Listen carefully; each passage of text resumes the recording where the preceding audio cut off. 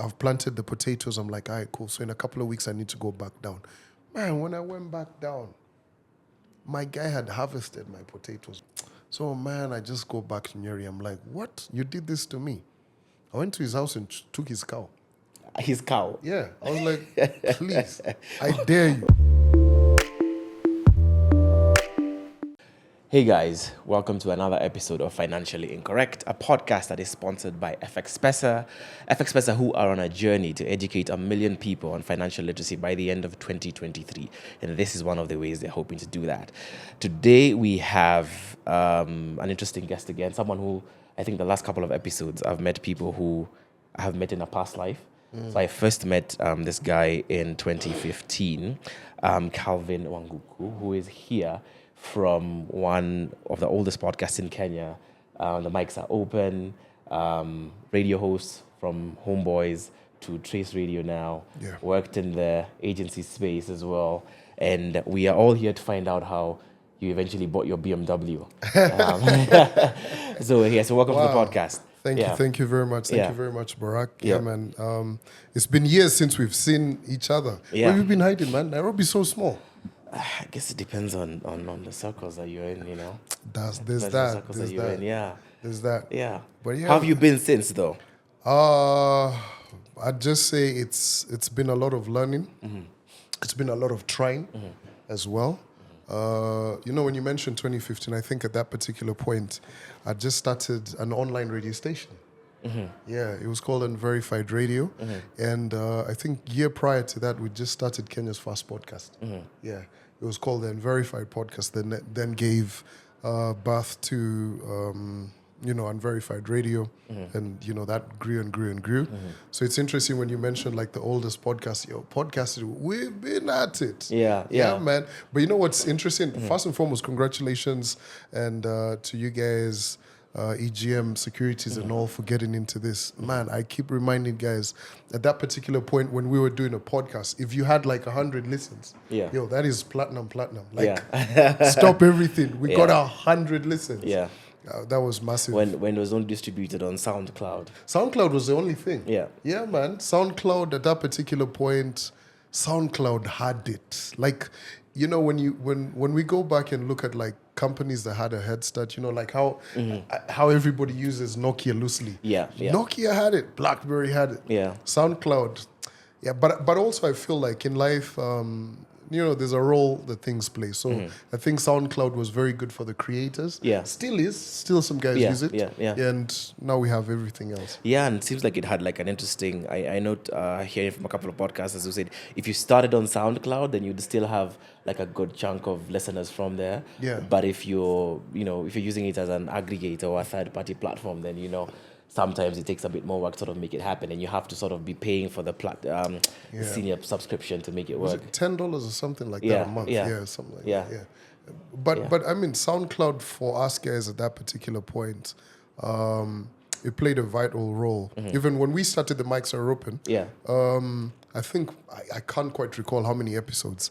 The first episodes were on SoundCloud. Mm-hmm. Then it got to a point where myself and G were discussing. We're like, do we have to post up this on SoundCloud? Because we weren't getting as many conversions off of SoundCloud, and the entry into the market with your what do you call it? Your Spotify, your Apple podcast, the AfriPods, the likes of Castbox, and so many other guys.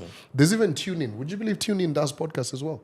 I did not know that. Yeah. TuneIn has a whole podcasting arm. Yeah. Yeah. Anyway, I guess that's good for all the podcasters who are going to be listening to this. Yep. Probably look at other distribution platforms. But let's get into it, right?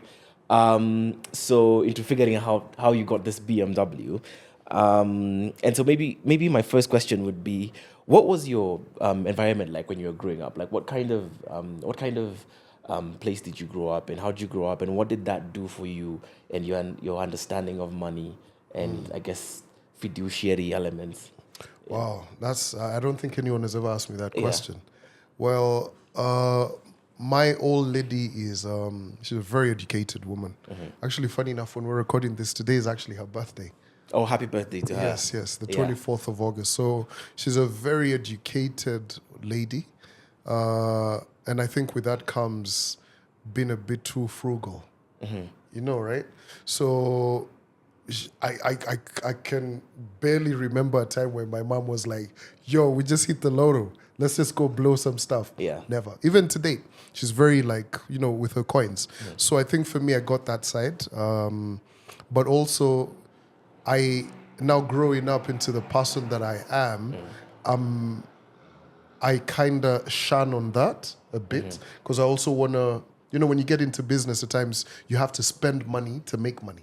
So when I'm always having a conversation with my old lady and I'm like, so we're spending this to get this. And she's like, but how sure are you it's going to come back? Yeah. So, I mean, it did. I learned quite a bit. So that was my mother. My grandfather was, he was a career government guy. Okay. So he went through the whole thing. He retired and decided pension. He was good, and his tea farms and all of that. And his wife, my late grandmother, was now a businesswoman, right? So how she had her flats. She even had flats in Madare. Yeah, man. So I remember my grandmother waking up and she's like, I have to go to Madare because these guys they know I'm coming in the morning, they've ducked. And her, she's a landlady, she wants to get her go up. And on top of that, she had a boutique in, so that side of my mom's side is Nyeri. So she had a boutique as well. And she'd always be like, oh, I've gone to Sijui, Isli, I've gone where? I've gone to buy the clothes. So you see, I'm coming from a place where my grandfather, career government guy, no business, what. He was just, a typical government guy. You've bought a couple of properties, but you're not really doing business day to day. My grandmother, though, I kind of felt that what she did was cooler than what my grandpa did. And for my mom, I was just like, it's all right. You get. But my grandma, for as early as I can remember, I felt what she was doing was pretty dope. Because so to kind of answer your question, I hope I do. I feel like it kind of helps me to, my upbringing kind of helped me to be financially sane and also to take a bit of risk, like a good middle ground. Also at times to know that, hey, we can go overboard, but we still have to mind what we're doing. Yeah. Okay, that's an interesting question and rather answer. And it sounds like and the reason I'm asking this, actually, I guess you hear the context. It sounds like you come from, I guess, nuclear family, a single parent home. And the reason I'm asking that is I, to some extent, also come from a single parent home. And my question is, did you ever wonder or think about, if there was a second person in this home, there would be a lot more to go around in terms of financial stuff, maybe have a bit more freedom, maybe even do more than you were able to do at the time?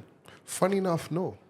Like, I give props to my mom. I have never lacked. Yeah. Like, I went to schools and everything was okay. Yeah. There was fees, there was this, there was that. So it's never been a thought, but occasionally people will ask me, what if you had two parents? Because my dad died when I was one, right? So, but it's just a thing of like, I don't know what it feels to have two parents, but from the one parent I have and from having friends around me who had both parents, we had the same things they had.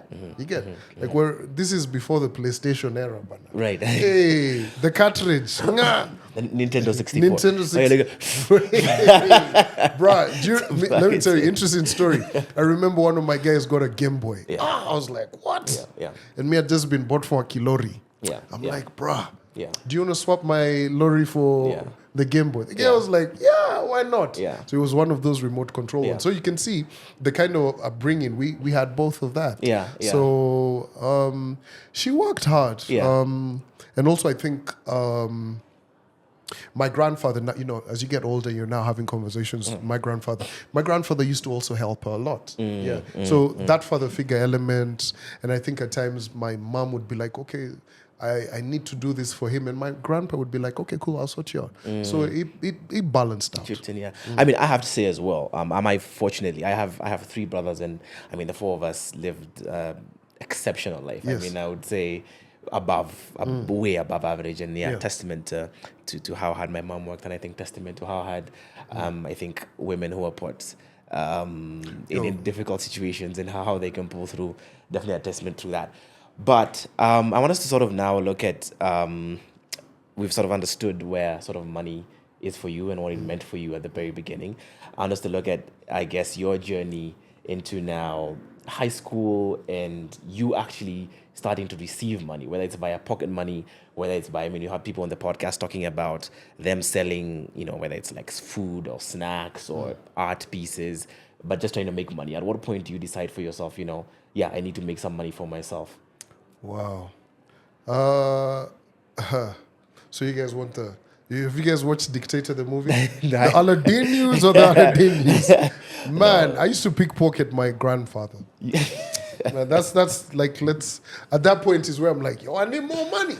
Then this guy would just have racks. And I was like, wow, 1,000. I'm like, he didn't notice that? Yeah. Again, so... Bad behavior. Yeah. But I think what it was just, the need for though? Why were you even pickpocketing?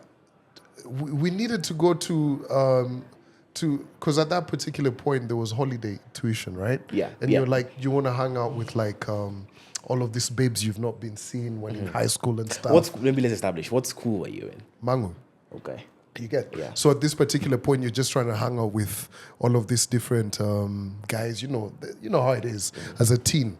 There was nothing more. I just want money to buy airtime. You know, at that particular point, it's a scratch card. Yeah. And there was no Bamba 50. Yeah. There was no M-Pesa. Yeah.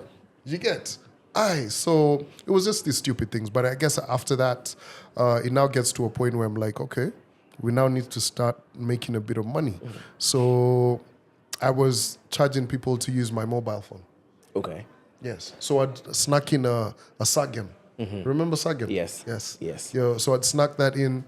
It was a profitable business, I have to say. Yeah. Until it was stolen. Did you not see that coming? I left it somewhere to charge and boom. At times being robbed violates you so much. Like I remember going back to that place. I'm like, you know that CSI kind of thing. I'm like, it was robbed. So cool. So I'd saved a bit. How much are you charging people? So at that particular point, this is when SMSs were like, what, 5 bob or something? How much? What is this? I think so, probably. Yeah. A vague recollection of. So I think at that particular point, this is the era of how are you? How do we used to spell that? HRU. HRU question mark, It was like tweets. Yeah. Characters. You need to put everything in. So that particular yeah. point, so I'm buying airtime. I'm like, cool, nataka kutuma SMS. I cool, do that. Give me my 10 bob. So all of that. So it was a pretty good business. That and I think I was selling CDs as well. This is the era of the 5 disc in months. ones. No, before 5 in music, 1. like music CDs. CDs. Okay. Yo, this is the MP3 era. You get you get a CD that's got all of the best R&B.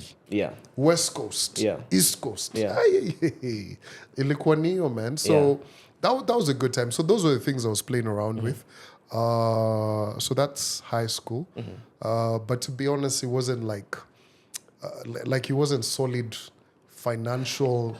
I wouldn't think so. Literacy. Yeah, I wouldn't think so. Because what are you even doing with the money? So you're getting your 10, 20 shillings from people, using your phone. But what are you doing with your money at that point? Yo, Timberland boots, man. New era. Right. For us, by us. Fubu. Yeah. It's that phase. And I'm glad that I got to go through that phase because that doesn't phase me. Ooh, that was a rhyme. Oh! Okay. Yeah. So you get through and essentially, it sounds like essentially it's about appearance at that point in time. Yes. Whether it's wanting to hang out with a particular type of people or be there. And actually, let me ask you, did your grandfather ever catch you? Yeah, he did. Oh my God. You got time for that? Yeah. If there's a story there. So, as every story goes, people do get greedy. So I decided at that particular point, this 1,000 bob and all of that, it's really not it. It's not enough. Let me go with a bloody check. So I write myself a check. You wrote yourself a check? Yeah, man, 29,000 shillings. I've never forgotten. At that particular point, I don't know much about checks. I walk into the bank, National Bank. Do you have a bank account? None. Who's told me that you need a bank account? Me, I've queued. I've gotten to the front.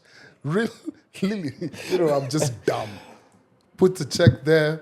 The guy asks me, so you want this check? You want to bank this check? I'm like, yeah, I want to bank this check. How much? 29,000. Where have you checked all of this money? My grandfather gave me this check. And the lady just looked at me and told me, no, you can't do that. It's not possible.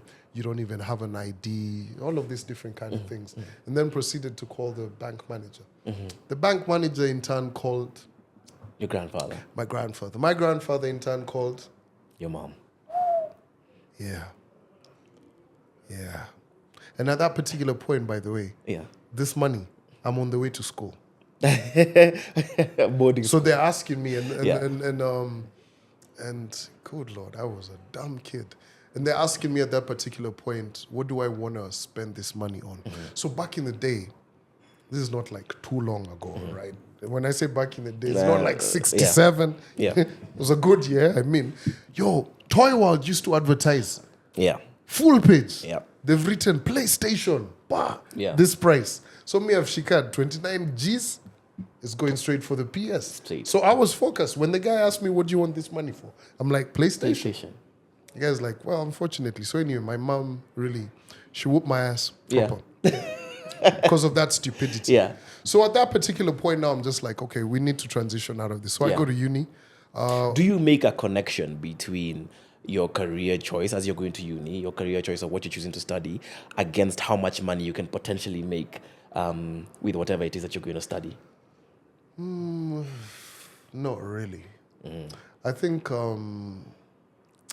I've got a very interesting mind. I tend to not gravitate to the norm. It really, maybe one day I'll go to like one of these doctors to find out whether I have ADHD or something, because I really hate that. Like if something, everybody's doing it, I'm likely to not do it. So when I go to uni, so I come from, backstory. So I come from a mixed background in terms of religion. My mom is a Christian, like proper Christian, saved and everything. And my dad was a Muslim, right? And my mom's first undergraduate is actually in Islamic religious education, yet she's a Christian. Yeah. So That's quite convoluted, right? Yeah. So when I go to uni, that's how I got into theology. You've done you went into uni to do theology. Yeah. I thought it was journalism. Yeah, then we get into journalism. Okay. So you go with, and for theology, is it purely for the inquisitorial basis, like you just want to 100%, understand? 100%. Yeah. Yeah. Okay. It was one of those ones for like, okay, cool, I guess we've learned. Okay. Yeah. So do you finish theology, or at what point does the journalism then come in? It gets to a point everything's getting so bloody complicated. So I, finish it and everything, right? But I'm just like, okay, what next? So that's how I got into communication. So you have a theology qualification. Yeah. So you can. So here's the thing about theology, Yeah. right? What a lot of people don't understand is this: with theology, you can actually do just about anything. Yeah, like you can do just about anything. You can join the army. You could come work at EGM Securities. You can even go into like become a therapist and all of this. What's the basic premise? Like, what do they teach you when you study it? Like, what do you come out with? It's a study of religion. Yeah. Basically, it's just not Christianity. It's Christianity, Islam, Buddhism, all of these different kind of things. Okay. It's a study of religion, Yeah. right? So theology. Then now you have things like divinity and all of these different kind of things. So it's very complex. And I was like the youngest. Yeah. So because guys have gone on, they've done whatever they've done in life, and they come Then back now like they- in their 40s. They're like, I want to focus on this and do this. Yeah. Yeah. So it's- Okay. Yeah. So you finish your first qualification, and then you, I'm assuming you go to your mom and you tell her, okay, now I want to do a second. There was really no going to my mom. I was like, I really want to do this thing. Yeah. Yeah. So financially, one, who covered the cost for theology, and then two, who's covering the cost for journalism? My old lady. Yeah. Yeah. My old lady was just like, all right, cool. I think there's a time my grandfather paid. It was just like, yo, this semester I got you covered. But because I didn't do. Did I do double majors? No, I did a double major, but I didn't do trimesters. I think there's one time I did a trimester, another time I didn't do a trimester. But for me, communication was now like, okay, cool. Remember the question that you asked? Yeah. You're going to uni thinking about what it's going to be. Yeah. So at this particular moment, I'm just thinking, everybody's like, you can speak. I think you should go into this. So the peer pressure. And I really liked what John Allen Namu used to do on the TV. So I was just like, I think I should try and mess with this and all of that. So I get into it. And I'm just like, I think before you get into like media and communication, you think it's a really nice like walk in the park, and then you go in and now you're learning all of these things. Yeah. Media ethics. Oh, how to write. What is an inverted triangle? Okay, cool. The grid when you're doing photography. All of these different kind of things. Yeah. Yeah, man. So go in and do it and get out with a mass comm major and development communication. Okay. Yeah. And in your uni life, what's your financial situation like? How are you getting the money? Where are you getting the money from to, keep up with, I guess, whatever entertainment was for you at that time? Bruh, I went to a kibanda. The guy was called Blondie. Shout out to Blondie, man. My guy will still call me from time to time. So, so I went to St. Paul's University up in Limuru. So there used to be like, there's a mess in the uni and everything, and then outside there's various kibandas, but this kibanda was like nice and clean and everything. So the guy hadn't expanded. I think, at times it takes someone from outside of a business to tell you, by the way, you can grow it to this big.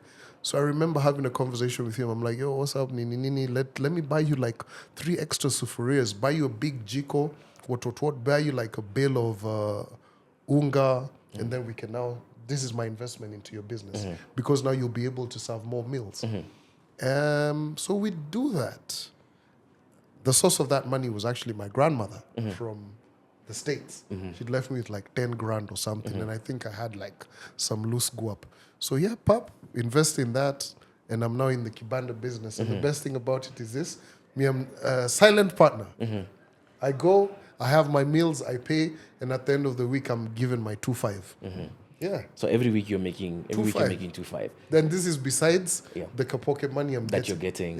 Yeah. So basically that's how you, and with your 2.5 again, and the pocket money you're getting, are you blowing all of it? Are you saving some of it? Saving what? I'm saving these drinks. That's what I'm doing.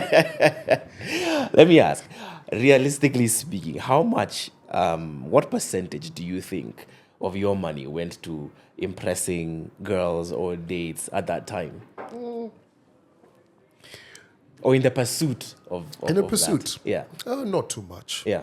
It was more like, we'd have a good time with the boys. It was just, boy benders at that particular point. Mara were at Nondis, Mara Suju were Resoras over here. Changes. It wasn't even about pursuing. Pursuing was like a small element. It was just that whole chaotic young man lifestyle. We have to go to KBC. We have to go to Sherlock's Den, Muendas. Because you FOMO, the fear of missing out, right? Yeah. You want the dopest sneakers, that kind of thing. Yeah, man. So at that particular moment, then I had like a girlfriend, so I was pretty okay. Yeah, spending some money there. Spending some money on her. I'm just like, you want to go for ice cream? Yeah. That kind of stuff. Yeah. So it did good, but also I think those amounts of money that I was getting, like I remember the first time, man, I went to buy a 32-inch flat screen. You were still in uni at this point. Yeah. So this was for like your dorm room or your so now apartment? I've moved out of uni. Now I'm staying off campus. Okay.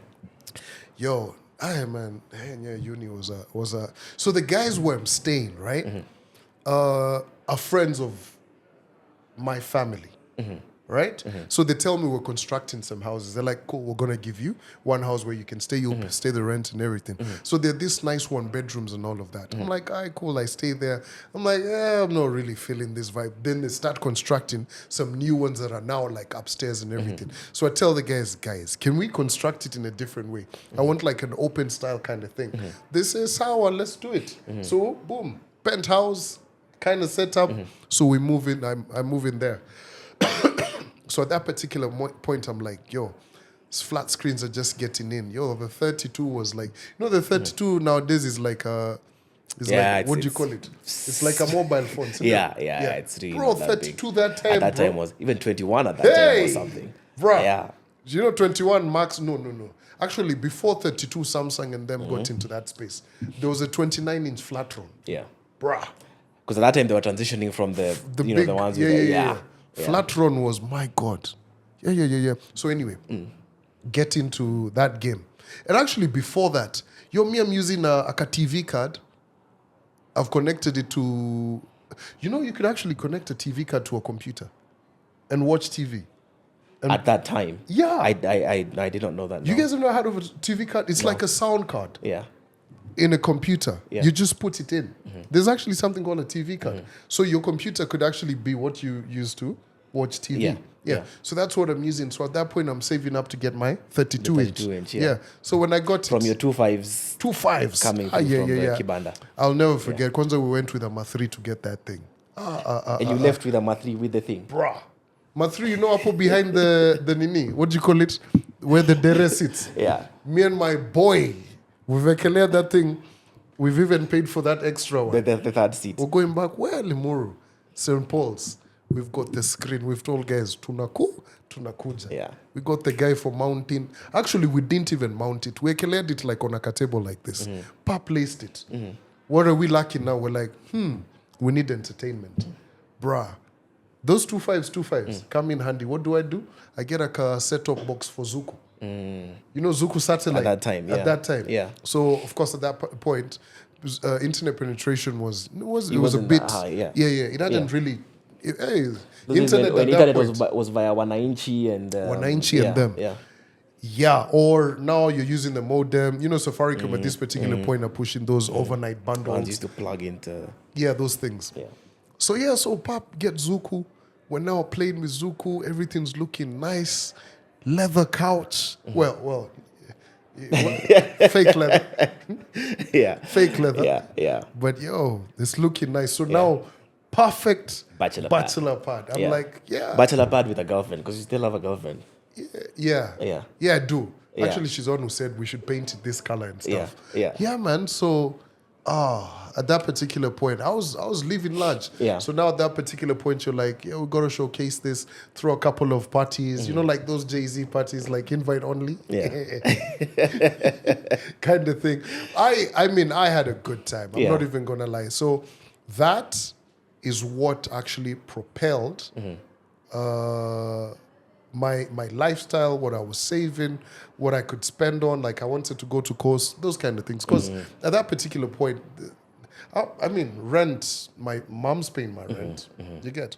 So I just needed money for, and my mom was very categorical. She's just like, if you want to do more, you figure out what you got to do. So she's like, this is what I'm going to cater to. Beyond this, you forget it. So there's rent, pocket money, and paying your school fees. Beyond that. And that time she's giving me like a G a week, man. Damn. A G a week? Yeah. That's just your... So you're making 3.5 a week, basically. 3.5. Together with your investments. But at that particular point, man, you just need to cool out lunch.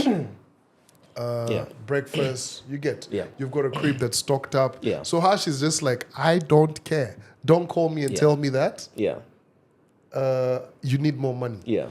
Yeah, man. So necessity is the mother of invention, I guess. Exactly. So hence why we got into the kibanda business. Yeah. So you guys can actually write Calvin, the former kibanda guy. Okay, I want to talk about the pure financial investment for your uni.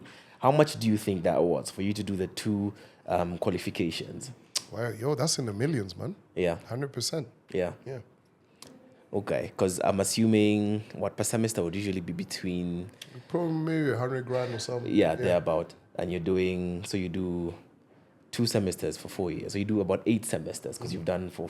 Yeah. Okay, so we'll do the math and see what that comes. That's what a comes lot of to. money. Yeah. Okay. So what happens after you finish uni? How do you move on to, I guess, your next venture? What comes first? Is it media or agency? Media. Media comes first. Yeah, so I get into... So at this particular point, my mom is like... My uncle's ex-girlfriend. Yeah, man, thank God for exes.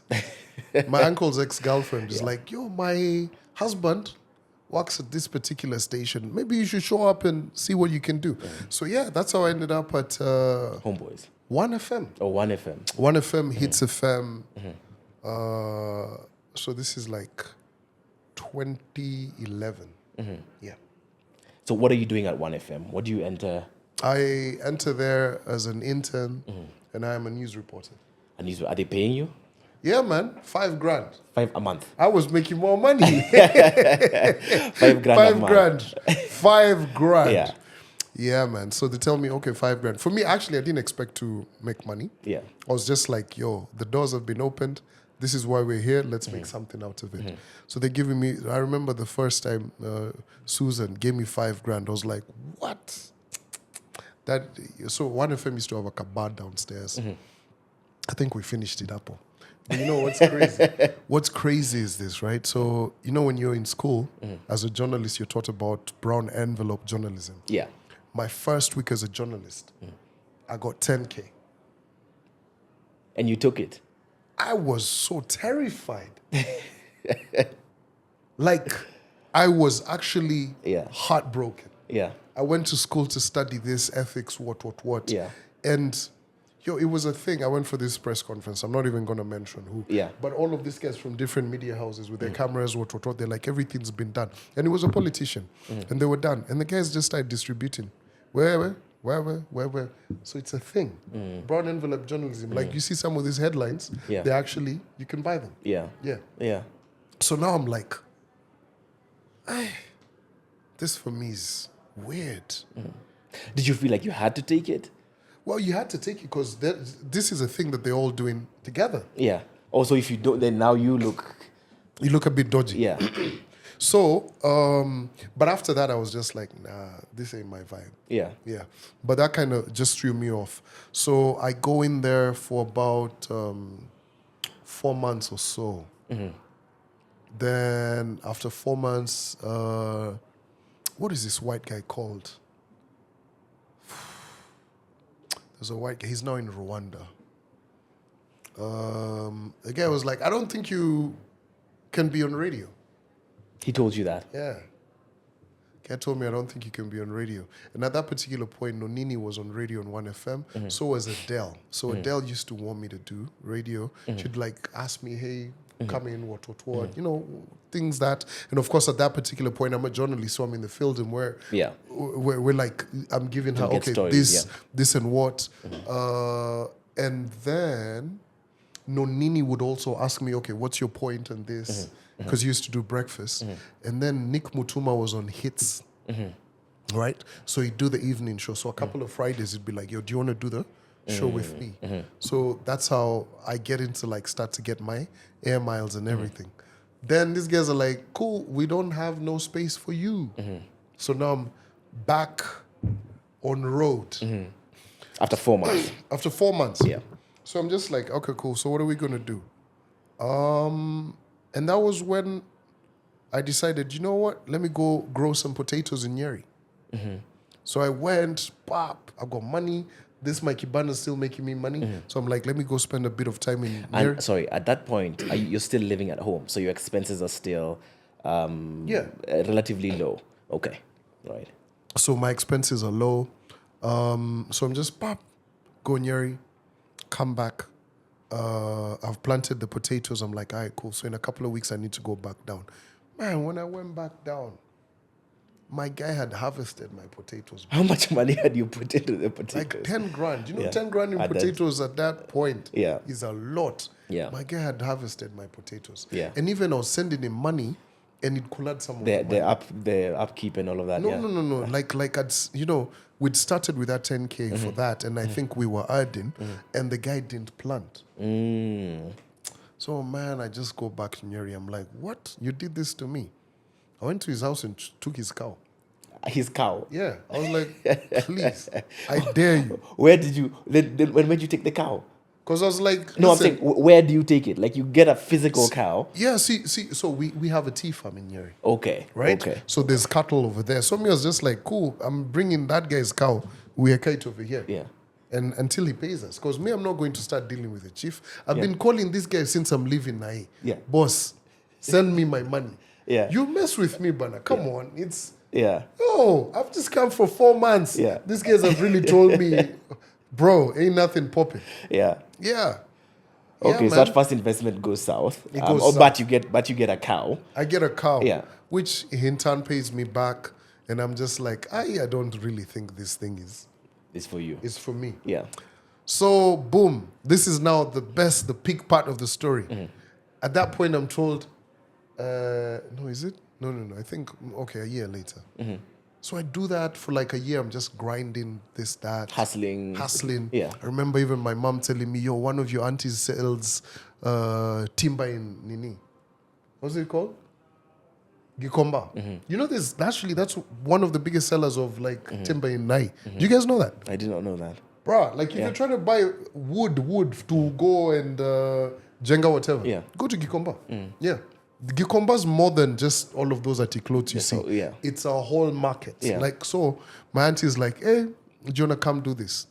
I was just like, it's too much. So anyway, I'm just doing like small jobs, grinding, makes sense and everything. Then I'm told, we're pregnant. Yeah, so I'm just like, what? Breaks. I'm like, God damn. How am I even going to tell my mom this? How old are you at this point? I'm like 25, Okay. thereabout. Yeah. So you're grinding, nothing concrete per se. Your girlfriend is pregnant now. You're still trying to figure out life and a career and money. Yeah. Okay. Wow. So what do I do? Saliva Vic. Jeremy Odhiambo. Do you guys know him? Remember him? No. Yes. He knows him He used from to, Twitter. he used to wake up and tweet. Thank God. Thank you, Sarja, for another 24. So when I was at 1FM, he was ex-Homeboys. Ex-Nation FM. So Saliva... Easy FM at that time. Easy FM, Yeah. yes. So Saliva says, oh man, this is now the story, man. So Saliva and I were broke at that particular point, but we had an hangout. He's like, yo, we need to have a drink. I told him, yo, me, I've got 700 bob. What are we going to do? He's like, bruh, we go Kick Rock Road. You know Kick Rock Road? No, I don't. What do you mean? I don't. How? Okay. But to be fair, I am terrible with Do you know where with Lido's names of roads. Do you know I know Lido's? Lido's, yes, but names That's of Kick roads. Rock Road. Okay, yeah. I So knew- even I knew I'd find now if you ask I me, knew I'd find you. even This if you guy was ask like, yeah, I'm terrible. Yeah. No, I just I'm had to terrible with mention roads, the names of L1. roads. The guy's Names like, of yeah, roads. dude. I'm like, Yeah. no. So, Yeah. so Kick Rock Road had all of these two wines and spirits. Yeah. Fam, we went, got I think a kibao or something. A half. I think used to be like 4 Are they soap. still there? Kibao? Yeah. Bro, I mean, nowadays it's the champagne and everything, but trust me, the market has everything for everyone. Alcohol is a very fair, what do you call it, master. Yeah. So Well, anyway- in fact, speaking of that, what was your first drink? Your first ever drink? Smirnoff. That's the first thing you ever drank. After high school, Yeah. straight Did you up. never have Napoleon? Yo, naps. Naps. Hey. My boy CNN, first time I ever had naps. Yeah. Was actually on Kick Rock Road, man. Okay, we'll get back to that story. Yeah. So, yo, Napoleon, my guy that day is balling. CNN, my homie Yeah. to date. Yeah. CNN tells me, Leo, nakununulia pombe mpaka unaanguka. I'm like, please. Yeah. Bro, we went Kick Rock Road. There used to be a place called Emirates. You remember Emirates? Yo, Emirates was a spot. He's now talking to Collins because clearly I don't know any of these places. Yeah. Emirates was a joint Yeah. before even Lido's has opened. There used to be a place called Emirates over there. So we're chilling, we're just sipping this naps. It was actually not called Napoleon, it was called naps. Guys Yeah, are trying naps, to be yeah. like, oh my God, we hit that thing. Hey, Kunyoa. I'm just like one bottle down. We're like, CNN, I told you. This ain't nothing. CNN is like, what time kupatie ingine? Yeah. Wow. Things went south. Alafu after that, you know we're Javin back.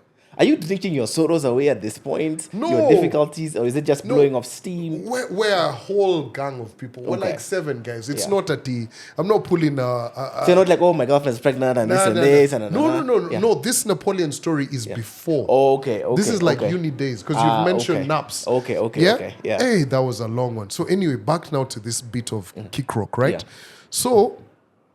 So Jeremy's name was actually also Saliva Vic. So he used to call himself Saliva Vic because he said he could spit good, he could kiss girls good. Yeah, rest in peace to Saliva. We lost him a couple of years back. So he tells me, yo, I can introduce you to this guy. So we go buy that thingy of ours and we're buying it with a crest. At that point, crest hasn't even gone to plastic. It's the trooper. The So green one. we're in Tao outside Nation Center. We're standing outside Mojo's and Tribeca. We're just over there because we can't afford to go in, right? We're just like, we sip on our plastic cups. If I need to take a lick, You walk in. I walk in, you hold my... Yeah. So we did that, what. So in that whole process is when he tells me, yo, I know G. He's like, really? I can introduce it to him. Pop. So he's like, yeah, I'll call him. And I'll also try and see who we can speak to at Nation. Yeah. Hi, cool. So Nation, I don't know what happens. Pop. Ikagonga Mwamba. You know what's actually crazy about all of that? At that particular point, Sheila Moniga was still there, right? And now, like fast forward, Sheila Moniga is now one of the people that I talk about radio quite a bit now. You know what I mean? So, and at that particular point, we didn't even know each other. So when he says, I'll introduce you to G, I think must have been like a month or so later or something, or even 2 months. And I go to Homeboys, right? When I went to Homeboys, no, hold up, let me get it correct. So, no. What happened? So I go to Homeboys. And I remember I'm told, wait over there by the what do you call it? The downstairs. Are you going for an interview or you're going to meet G? I'm going to meet G. Okay. It's going to be like an interview or something of the sort. So he's like, okay, cool, come through and everything. So the first question he asked me is, what football team do I support? And I told him Manchester United. So, we're talking back and forth and everything. And then he's like, yo, let me see what we can do. We can try and figure this whole thing out and everything. And we went back and forth. And would you believe, I think we were back and forth for like 8 or 9 months. Yeah. So one night I'm just frustrated. Now you're just drinking loosely, what. Yeah, like what are you doing in that 8-9 months? I'm still grinding. Yeah. I'm still grinding, doing all of my 2 things. I'm selling this, that, what. Wheeler dealer. Yeah, man. If someone needs this, that. That's what But you are. also there was money to, like, I'd say this categorically. There was good money for upkeep. At least my mom would make sure. You get like worst case scenario. And what are you doing with your girlfriend at this point in time? So I told her, hey, everything's going to be okay. I'll take you for prenatal. I went and paid for the whole clinic. Yeah, I've never forgotten that. This is like, actually, when I do like my time, this is before. So like, by the time my daughter's born in Feb, I started Homeboys in October. Of that year? Yeah. Okay. Yeah, must have been around then. Yeah, so when she said she was pregnant, I went hospital, what. I was there for all of the clinics. Mater Hospital. Paid for that. And then my uncle and mom, I think, contributed to like the whole bill, and we paid for it. Yeah, for like the whole thing. Yeah. Yeah. But at this particular point, so I'm back and forth, frustrated. So one particular point, I'm drunk. I'm just like, yo, G, listen, we've been back and forth on this whole thing. I'm going to come to your studio tomorrow and we just... Do something. Yeah. So girl was like, nah, chill. Come Monday. So on Monday when I went is now when my whole Homeboys journey started. Yeah. So it was like, you'll come in 3 days a week. Come in Monday, come in Wednesday, come in Friday. So at that particular point is like, yo, you'll do the traffic, you'll do like a sports thingy, this kind of things. Yeah. And I think I did only 1 week when I did Monday, Wednesday Friday. thingy. Following week, I was there every single day. And at this point in time, have they offered you a job? Have they offered you a contract? Are they paying you? Bruh, Oh, I did a whole year no pay. a whole year no pay. Yeah, I was just like, yo, I'm in the zone. And what was your, like, what were you thinking? How are you working for a whole year without pay? Is it this is gonna pay off? Is Yeah. it and during that period, in terms of how you're, keeping your daughter, keeping yourself together, you're still getting support and wheeler dealer things on the side. Yeah, so Yeah. I'm getting support, of course, from my family. Yeah. Yo, my family even did a whole, what do you call it, when they all gather together? Harambe. No. When they all gather together to talk to you. Oh, an intervention. Yeah, man. They're like, so what is your plan? Yeah. Are these people really going to do it for you? Yeah. What? They did a whole intervention. And Yeah. I swear to God, I stuck my ground. Yeah. Until 3 a.m. I've never forgotten it. So their question was, why don't you go work for someone who's gonna pay you? Yeah. Okay. Yeah. Because at that particular time, there's a friend of mine who was trying to help me see if I could get a job at Foreign Affairs. Right? So, you're just trying this and that. But for me, I was keen on this is actually what I want to do. Yeah. And how did you keep true to that against the expenses that you may have needed for your daughter at that point? Like, how are you like, nah, this is gonna... It's in hindsight, right? It's sacrifice that I had to do. I mean, I wasn't providing as much then, right? So it was just one of those things. I'm like, okay, cool. It's either I'm focused on something or I'm not, or I'm not doing something. You get? So it's one of those things. So at least at that particular point, I was focused on that and I knew this is what we're gonna go towards. Yeah. So when do they start paying you? A year later, man, I was about to cuss. Yeah. I've never forgotten. Yeah. Yo, first check, 50 grand. Oh my God. I was just like, hello, Mom, do you want to go for lunch? My girlfriend, do you guys want to go for lunch? I told them, hey, come on, whatever you guys want, on the house. Yeah. Yeah. So that's your first salary. How long does that keep for? Well, it lasted. Then the end month I went, because they were writing me a check. I went and they were like, oh, we paid you for 2 months. What? God. So me and you, Oh my gosh. I'm just like, yo, at that particular moment, I'm like, yo, 50 grand Yeah. deep. I'm nice. Yeah. You guys can't tell me nothing. Then the guy says to me, that was for 2 months. Oh my God. Is there no paperwork that you guys had? We didn't have no paperwork, Yeah. man. They just had a file in HR. Yeah, that's it. So then, okay, so you're at Homeboys for 6 years, right? If I'm not wrong. Oh, yeah, well, I was at Homeboys for 7 going on 8. 7 going on 8. So how does your pay, or what kind of pay grades then do you have through those 7 years? No, of course, after a while, we now had a conversation. I was Yeah. like, hey, guys, what's up? Yeah. Me, I ain't doing Yeah. this. And at that particular point is now when I venture into building a radio station, an online radio station. So if you notice that I've been an entrepreneur by extension all along. So in that whole thing, we come up with a thing called the office invasion. So true story, what happens is G's away on holiday. I think he was in the UK or something. So the guys from Saracen, the media agency, were doing Weetabix. And us guys some months back had just done an office invasion at Saracen, the agency. So now I'm the one chairing the meeting, giving the ideas and everything to this whole team, to Weetabix. We're like, yo, we'll be able to do the office invasion from here, from there, go to offices, and we'll be able to do it well and all. And they bite the idea. And they're like, all right, cool, let's do it. Then in the whole process of all of that, when we were at the agency, I really liked it. So I shot my shot. And I was like, hey, what would it take for me to come work here? So Wanguku at Saracen speaks to Lenny Nganga. So Lenny is the owner of Saracen, one of the directors actually. Yeah. So there's Lenny, there's George, there's Sammy. Yeah. So they speak and we have a whole conversation. I go for an interview. Even I will never forget. I finished my interview. I finished my radio show at Homeboys. We just moved to Galana then. And Pap rented a V for the interview. And I remember I went for the interview with torn jeans and Converse. But it was an agency, so at least it was all okay. Yeah. And we agreed to terms and everything.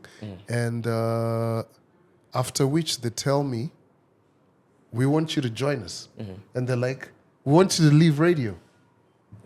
So I'm like, okay, leave radio. So I go and I tell G and John, I want to leave radio. Yo, they're like, hell no. That's not going to happen. John is DJ John. So they tell me, talk to the guys over at Saracen, because I'm in agency. Guys are getting to the office at like 9:30, 10, thereabout. They were just like, how about you come in at 9:45 or 9:50? So I'd finish my show earlier and then I'd go there. Yeah. Right? So yeah, that's how I started in agency. But so at this particular point at Homeboys, I'm now making more money and stuff. What's and the everything increment from 25? Even if you want to give us percentage. It's like a proper one, Yeah. proper. Yeah. Even 30 plus or something like that. Yeah. But now, man, John, why would you do that to me? Shall going out to DJ John and Mike, Rabbi, and everybody. Since now I'd gotten a job, the younger the bit. They're like, so you've reduced your hours. Yeah. So they reduced a bit. But now on this Saracen side, everything's okay and all of that. And I don't know what position you're getting into at the agency, but what's an entry, I guess when you're entering, what's an entry level agency position? What's someone at that point making? Well, it depends, right? So if you're going in most of the time, so you're either going in as a media buyer, media buyer, media planner, those kind of things, and then you grow into like media manager and all of these different kind of things, media director, client service, all of that. At that particular point, these guys are probably like on like maybe 100 grand or something. Yeah, Gross. Yeah? Okay. So do all of that. Yeah. And everything is nice. Yeah. Yes. So at this point, you have 2 salaries. Yeah. I'd assume relatively comfortable. Yes. Yeah. Do you move out? Not yet, actually. I'm just still like, trying to figure it out. This is what I'm going to do and everything. But also I'm learning, right? Because you see, I've been given a 3-month probation. I need to learn. Right. And would you believe by the 3-month probation, they were like, yo, we need to extend your probation before we can confirm you. Because I hadn't learned like totally. Yeah. It was a lot to do with Excel. Like in agencies, you use a lot of Excel sheets, and Excel sheets are not particularly my favorite thing to work around. Yeah. Yeah. But yeah, so after that, we now get comfortable. And that was when now I moved out. Okay. Tell us how you get to the BMW. How do you actually buy the BMW? How do I buy the BMW? Where does the money come from? Wow. I mean, what comes from the grind? Yeah. That's like my second BMW, actually. Okay. Yeah. Yeah. So my first car was actually a Toyota Passo. I've never forgotten it, man. I went to buy that thing. I was like, what? You guys are not giving me a full tank? Yeah. They're like, nah. So I was like, I bought it in Lavington. Cash? No, transfer. Okay. Hey, cash, bro. Yeah. It was a bank transfer. Yeah. No, but I mean, you paid for it. You paid for it all up it, front, right? Yeah. So that was a good thing. Paid for that. I think at that particular moment for me, I was just like, now I'm starting to like grow in terms of, what am I doing? The business. I was running Unverified then. Actually, Unverified was before, but I'm now at the agency. We've got to go for this, that. So I need to be mobile. So for me, it was an asset that I needed to do to get to whatever. So I got my Passo, had that a while. Then I got another.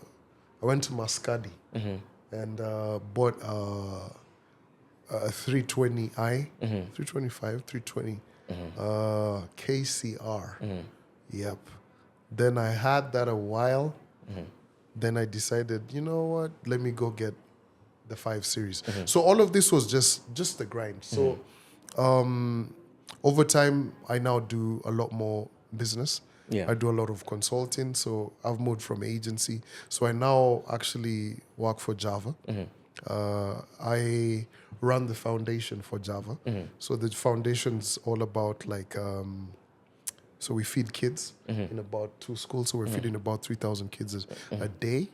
We're all about farmers. We're doing a lot with farmers. we're doing something with, youth and arts and women and, education. So all of those are the different things that we're doing. So I now do a lot more consulting. Okay. Yeah. So I left agency and I was just like, okay, cool, consult. And then was the agency into consulting, was it immediate? Was there a lag? I would say I started consulting in around 2019. Yeah. So different kind of things. So consult for this, consult for that. Yeah. So by the time now I'm saying, okay, I'm going to leave agency, I'd established my consulting arm. Okay. Yeah. Okay. And how much are you charging for your consulting? How much do you charge Well, for your it consulting? depends, Yeah. man. It depends. Wow. It depends. There's guys who will be like, okay, cool. It will start at this amount in $1,000. These other guys will be like, we're operating Kenya shilling. So it just depends. But probably like a small consultancy would probably be maybe about $1,000. Yeah. Yeah. Okay. And so between, I guess, when you're now getting a bit more comfortable, when you are a lot more comfortable, how are you managing your money, or what are you doing with your money beyond? Of course, you've told us about the car you invested in and bought.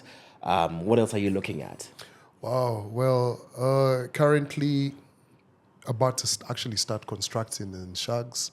I'm doing a lot of money market. I've invested in a couple of businesses, maybe about 3 or something. Yeah. So I'm actually now, I like to save up more and I like to invest and I like to look for ways to make more money because I want to invest in this and that. Like for me, I've gotten to a point where I want to be comfortable enough to say, so I have a share in that business. I don't need to go there every single day, but it generates revenue that we can create to get into this other thing and all of that. Yeah. Yeah. So far so good. Yeah. But business is a lot of learning. Like there's a business I'm currently involved in, and I was just like, this whole year, man, we've just been pumping money into it to grow it so that it can finally come to be. And at times you're just like, this is tiring. Like I want to give up, but you're just like, yo, you can't. Yeah. Yeah. Yeah. Okay. And excuse me. I mean, in terms of, I want to talk a bit about the podcast, the Mics Are Open podcast. And I guess in that podcast space that you've been in, and the process of monetization of that, and what that's been like for you.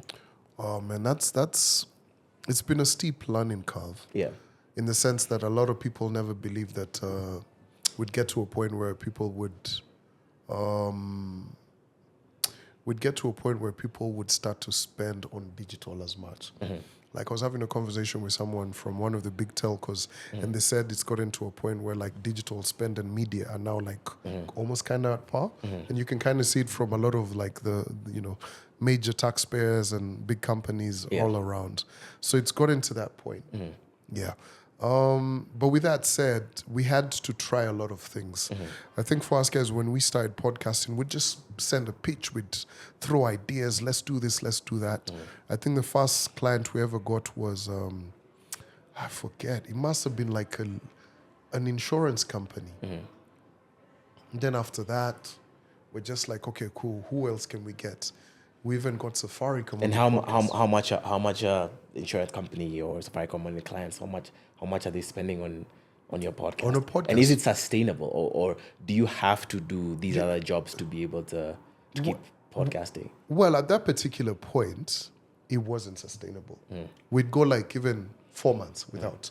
But now it's getting to a point where we can now start to see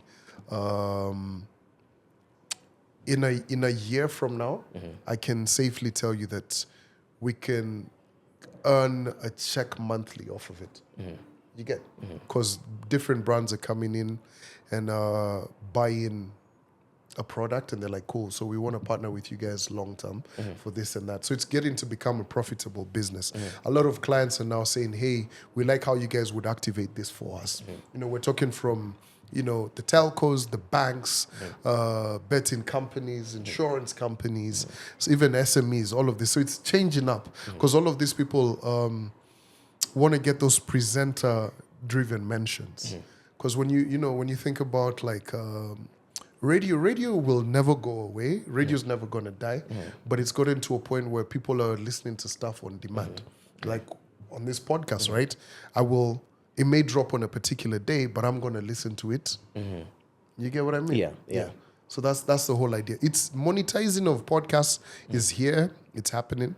And I think a lot of people also need to look at things like YouTube partnership, YouTube Black, all of those. Guys are making a lot of money off of it. Yeah. Like, just go on your YouTube and learn how to monetize. I was speaking to someone who's been making like $2,100 off of it. Yeah. A month. Okay. Yeah. But you just need to go in and learn what are the this and that. Yeah. How do I do it? Yeah. Okay. So I guess as we're sort of wrapping up, if I was to ask you right now, so how does Calvin, like how do you make your money on a monthly basis? Where are your sources of revenue coming from? Yeah. Well, I'd say my businesses. So each of your businesses pay you or pay out to you something every month? Well, they retain something, but they have, I'd say, a dividend that they pay me. Okay. That in turn just goes into my savings. Yeah. Of course, radio. So my radio career and, of course, my job at the foundation and a couple of consultancies here there. Okay. So the four ways you make your money. Yeah. Right. What about investments? What are you, I guess, investing in to try and make, beyond the businesses, is there anything else that you're doing that you're investing in to try and make more money? Like you said, you bought some land, if I'm not wrong. Yeah. Funny enough, I'm not a land kind of person. I'm more of a cash asset kind of person. Okay. Like I like the money markets and all of those different kind of things. Yeah. Yeah. It's one of those things I love to just be in because, and I mean, land, housing, beautiful assets. But I think in my line of business, right now, things are a bit cash heavy. So I need to be in places where I can move money from this towards this. You know what I mean? Yeah. Then we'll get to a point if we want to invest like in land and this. Not to say that I don't have land. I do. Yeah. But I feel like we should also challenge ourselves towards people saying, you don't need 20 acres of land in all of this to like keep ESG, where all of these to shambas that you're being sold for. You can actually turn that into other amount of money and money that you can get in quick. So like say for instance, you buy a shamba somewhere like that's super far flung. They've told you that's 6 sock. So you've gone and cut that 6 sock. You need to fence it, you need to do this, you need to do land rates and everything. Then think about like things like the money market. This thing can be there in a year, it's generated you some income and you still have your capital. Yeah. You get? Yeah. So I look at money like that. Money can help you get onto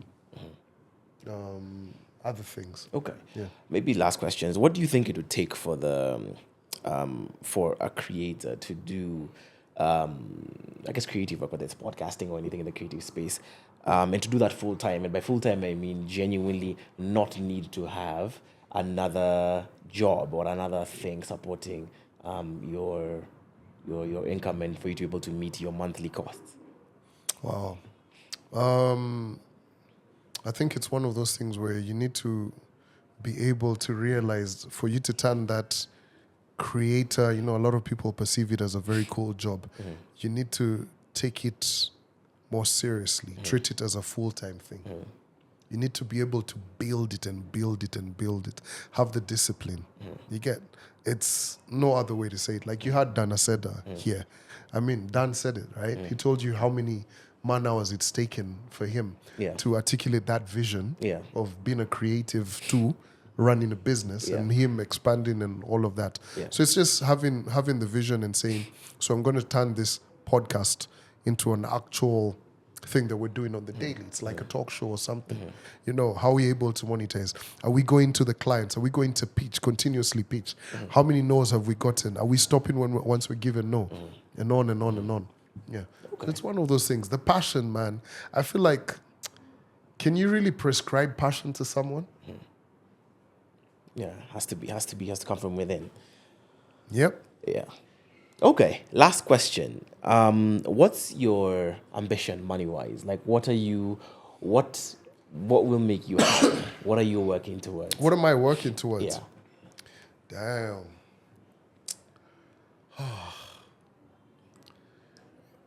And do you know how you'll get there?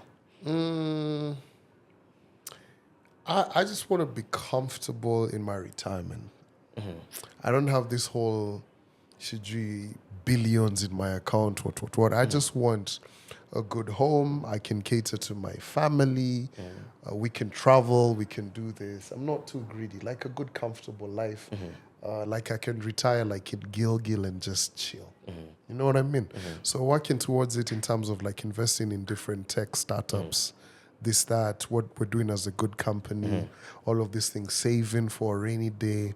Also listening to ideas, because now we're getting older. These guys were coming up with different ideas. If you can think, okay, I can invest in this and just have these people do it. So for me, I wouldn't say there's a particular amount, but I just pray to God that I can retire and be okay and not. I think my biggest fear has been a nuisance to my daughter, my future kids. Like, yo, could you? I don't want to do that. Like, I just want to be comfortable enough to be like, yo, I can even tell them, hey, what are you guys doing? Do you want us to go to the coast or something? That kind of thing. Okay. I feel like that's life, Yeah. You can't just equate it to a certain amount of money. Yeah. It won't give you the ultimate happiness. Yeah. Yeah. Do you think you know how you'll get there? Yeah, slowly by slowly. Yeah. Yeah. Okay. All right. Well, that was Calvin. I thought we had a really interesting conversation. Really Learned a dope, bit more man. about you. And I guess the perseverance that you sort of went through for quite some time, sort of make it there. That was Calvin. I had a really good time. I hope you did too. Please remember to like, subscribe, and share. And if you have any questions for Calvin or for anything that you'd like us to discuss, please leave that in the comments. This was Financially Incorrect, and we'll see you guys on the next episode.